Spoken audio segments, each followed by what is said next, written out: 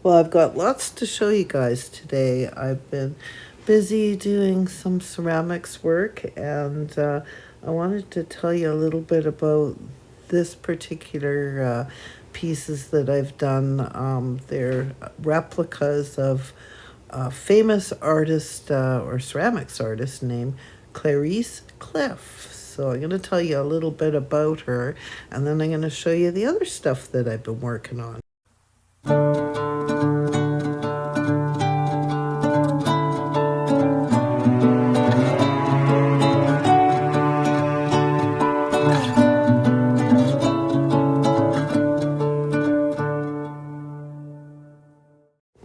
Clarice Cliff today is regarded as one of the most influential ceramic artists of the 20th century.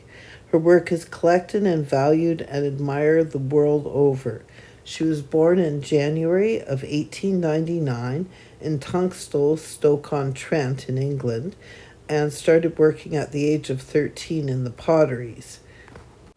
She started as a glider. So a glider is a person that adds the gold lines on traditional pottery. So that's where she kind of got her start in the pottery industry. She moved to A.J. Wilkinson's pottery factory in 1916 and was ambitious, and her skills were recognized, so eventually she was given her own studio. It was there she started creating her own patterns and the famous bazaar wares that were launched in 1927. In 1928, Clarice created a pattern of crocus flowers made from individual brushstrokes, completely hand-painted in bright colors. Orders came in thick and fast. So between the years 1927 and 1936, that's considered the bazaar years and the most highly collected of her potteries. And this is what you would see if you found one when you're out and about shopping. This is how her work was signed. Clarice worked as an active ceramic artist between the years 1922 to 1963. At one point, she became the head of the Newport Pottery Factory as the head of their creative department. A film of her life titled The Colored Room was released in November of 2021. So why did I go on this little tirade about Clarice Cliff? Well, because our friend Kevin just absolutely loves her work and sent me a message saying, "Your mission, should you choose to accept it, is to make me some miniature Clarice Cliff pottery." So I have had a bunch of porcelain sitting around that I really needed to use up. So I figured I'd pour some teapots and whatnot, and this is what I came up with. So this is the Mayflower design, or my version of the Mayflower design by Clarice Cliff.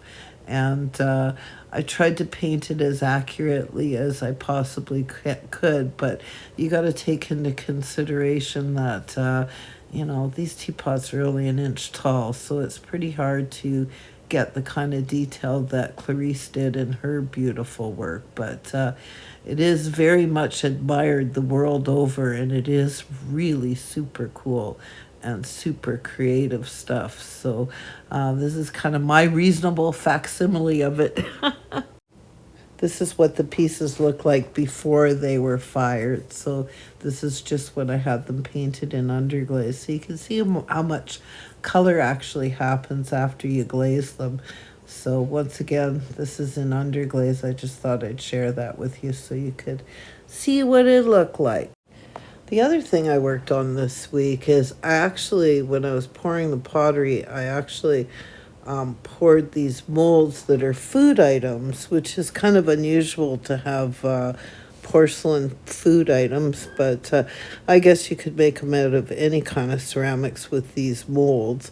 And what I'm going to do is I'm going to tell you how I'm going to finish them, because I'm going to finish them in the same way if I made it out of Fimo or polymer clay, or if I made it out of air dry clay. This is exactly how I would have finished them. So when the pottery was still wet, like before it was fired, I actually painted it a very pale yellow color. So if it were white Fimo, I would have painted it a pale yellow color. And the procedure for the way I do this is very much the same as the way I would do it. It doesn't matter what the medium. These just happen to be ones that are poured out of porcelain. But I mean, if you created them yourself and molded them yourself with, like, say, air dry clay, or made it out of polymer clay and baked it in the oven, this is the same way that I would finish it. So what I do is I take out these chalk pastels, and I take a razor blade and I just shave off some of the colors. So the colors that I'm going to use is this nice goldenrod yellow, this very bright orange color, and what else do I have here? I'm going to use a little bit of this kind of rusty brown color, and I'm also going to use the deep chocolate brown color. And I also need my pale yellow.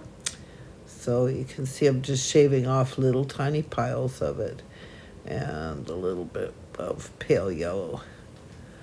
So when I start decorating these items, we're going to assume that they've already been painted a very pale shade of yellow. So if I was making this out of Fimo, for instance, I would have used very, very, very light yellow color.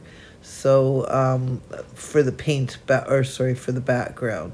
So then I go in with these chalk pastels, and I'm just kind of dusting them so that they look yellow. And then I'm going to the next darker color, which is my orange, and I'm just going to put a little bit of orange on it.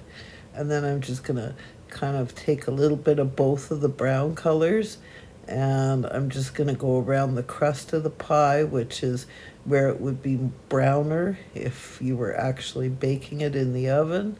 And I'm just going to put a little bit on the top and dust it on, and there you go.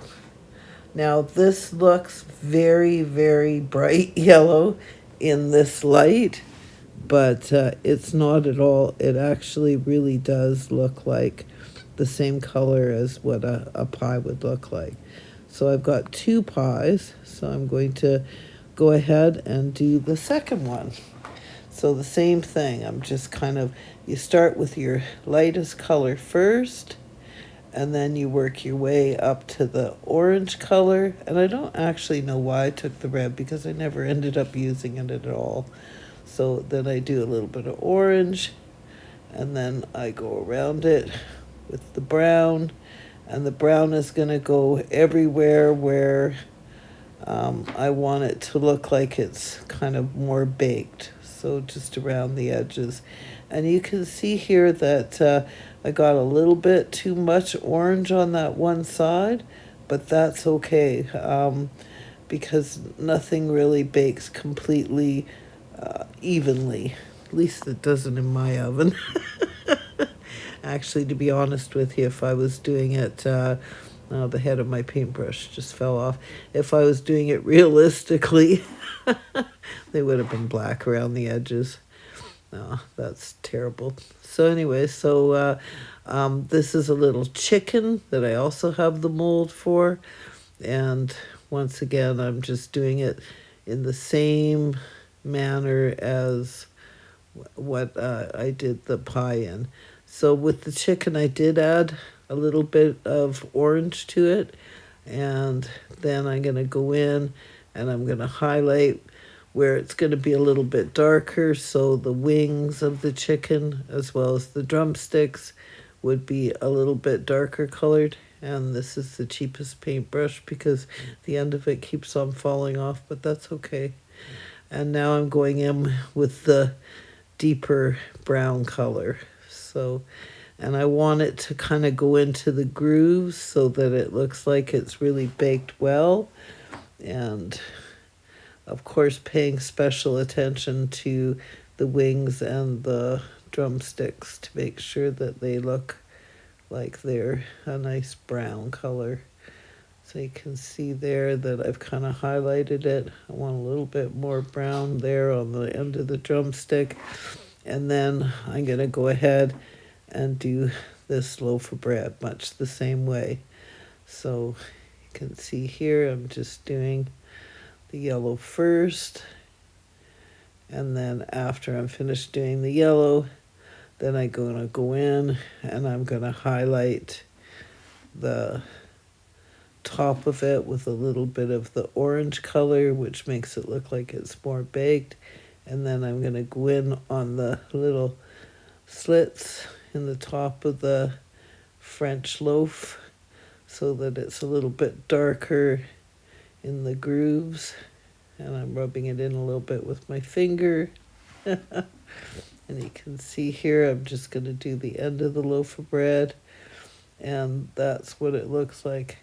And, you know, in this actual light, it really doesn't look very realistic. But if you were sitting here and seeing it in person, it's very realistic, these colors.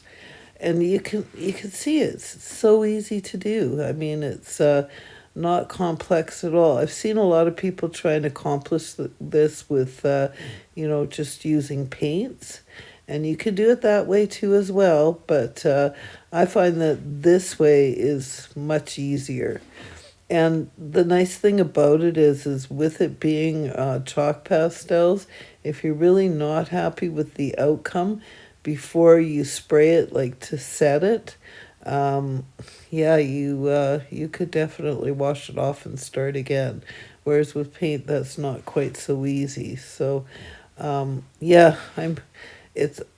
really thrilled that I have this food mold. I think it's really neat. I know that a lot of people really favor the highly detailed polymer clay food items that people create. And I have to admit, like, I have friends that are so talented when it comes to using polymer clay. Like, they're just at a whole nother level. I kind of like the idea that I was able to pour these and I ended up with, quite a bit of food items that I can use in my doll houses. Now, I am not going to sell any of these items. I plan on keeping them and I plan on putting them in my own doll houses. So, yeah, that's kind of neat. So I've completed all of these little items, and I'm actually tickled pink with them. I'm really happy with them. Now, the one thing that I would say is I'm going to spray them all with just a matte sealer. But with the little chickens, I think the chickens should be probably a little bit shiny. So I might use a semi-gloss sealant for those ones. I haven't decided yet. But the other food items that I was able to make with these molds is this little stack of pancakes. And it's got a little pat of butter on the top. And this just kills me. Bacon and eggs. What a cool mold, hey? So I just think that's cute as a bug's ear. I just love that little plate. And I made some more of these little puppies, which I have made previously. I made 2 of them, and I'm really quite pleased with them. So this is kind of a broad look at some of the stuff that I made. Oh, my little cup fell off the saucer. So there you go, little cup and saucer. So yeah, it was a lot of fun. That green set I'm really, really happy with. I really like the color of that underglaze, that apple green underglaze. It's so cute. I'm also particularly happy with this little bowl. I think that turned out really, really nice as well. So this is kind of a look kind of broadly at some of the stuff that I made. So yeah, it was so much fun. It really was. there's more than what I'm going to even show you in the video. That's how many I did. But I had that stuff sitting around, that porcelain sitting around for the last 6 months. I had to use it up because otherwise it would have just been garbage. So here's another item that I made with that food mold. So this is a Duncan mold from the early 1980s that had never been poured, not even once. So this is the first time that mold had been used.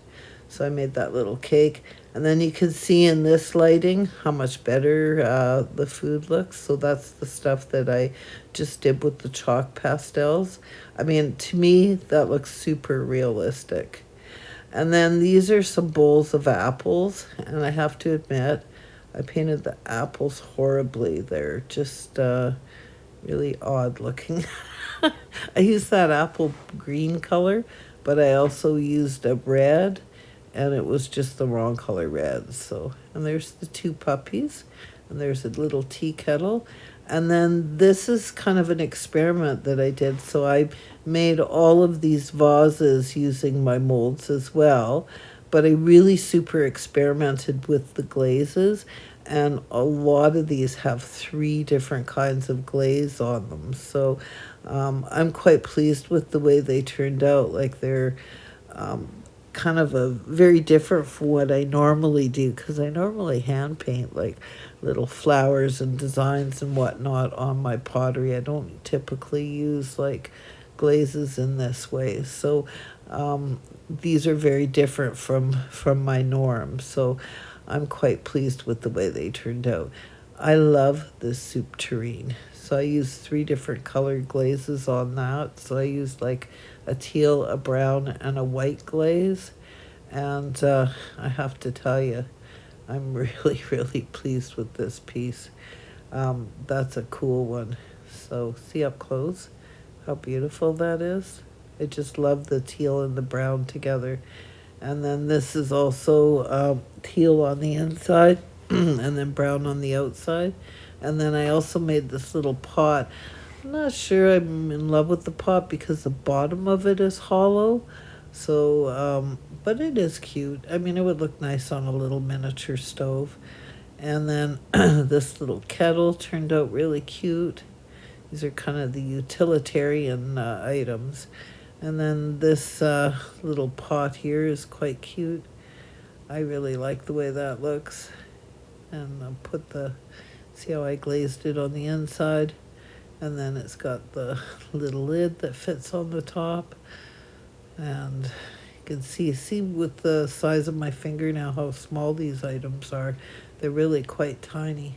And then there's another little kettle in blue. So I did one in black and one in blue. And then this little pot is so cute. I really like the navy color that it turned out. And then this one I did in 2 tones. So I did it in teal and blue, that little tiny dish. I'll just stick it inside there. And what else do I have here to show you? Oh yes, so here's another soup tureen that I did in variegated green colors. So that turned out cute. So that's exactly the same piece as the one that I really love. So you can see the one on the left is a little bit more plain. And then here's a little blue teapot that I made. So these are all items that can go inside of the kitchen of doll houses. And then I made a couple little milk containers. That was actually with the food items, those little milk containers. It was in the same mold. So yeah, that's really cute. And then I made these Christmas ornaments. And I have done it before, but I did it in white. This time I did it in a blue color. And I think it looks a lot better with the blue because you can see it kind of, where it's indented, it kind of highlighted everything. So I think that turned out really well. And then here's my little tiny, they're all Christmas themed little figurines. So you can see here's a little angel. And what else do I have here? A little tiny Santa. Do you see how small they are, like compared to my fingernails? Like they're really tiny, like really minuscule. And there's a little mouse. Well, I guess you don't, you could use them all year round, maybe not the Santa Clauses, but see there they are all lined up. So yeah, I'm really pleased with the way they turned out. So, and the little mouse, oh, that's his back. There you go. There's his little front. And it's hard to see his face, but his face actually, the detail on his face is painted in. And what else do we have here? Yeah, there's the little angel once again. And I did 2 angels, so I did one in blue and one in pink. So I think I like this blue one the best. So it's hard to find, when you're looking at miniatures, it's really hard to find any kind of ornaments. So, yeah, there's the little Santa. Just trying to focus in so you can see it. I put them on top of a book because they don't stand really great on my crocheted tablecloth. So I'm using this book so that they'll stand up. This little Santa is a different one. This is one that's got a little, he's holding his toy sack there over his shoulder, and his little gloves are painted. And here's, once again, I just love these. Here's my bacon and eggs. So it's bacon and eggs for 2. So yeah, I'm really pleased with those. They just make me super happy. And then this is the tea service that I made for my new dollhouse. So that's going to be going in the kitchen of the dollhouse that I'm currently working on. So, and once again, I love that apple green color. I think it's so cute. I actually made some plates to match that I didn't show in this video. Well, thank you very much for watching today's video. Sorry it's been over a week since I posted anything, but I've been really super busy. If you haven't already subscribed to my channel, please consider subscribing. It's free to do so, and it really does help my channel grow. Please hit that notification bell, and then that way you'll know every time I upload a new video. If you're interested in learning more information about Clarice Cliff and her beautiful artistry, there is a Clarice Cliff Facebook group that you can join, and I'm sure there's way more better informed individuals than myself who can tell you a lot more about her work and her artistry. And you can also on that Facebook group find just lovely, lovely examples of her work. Well, once again, everyone, have the best day ever, and thanks so much for watching.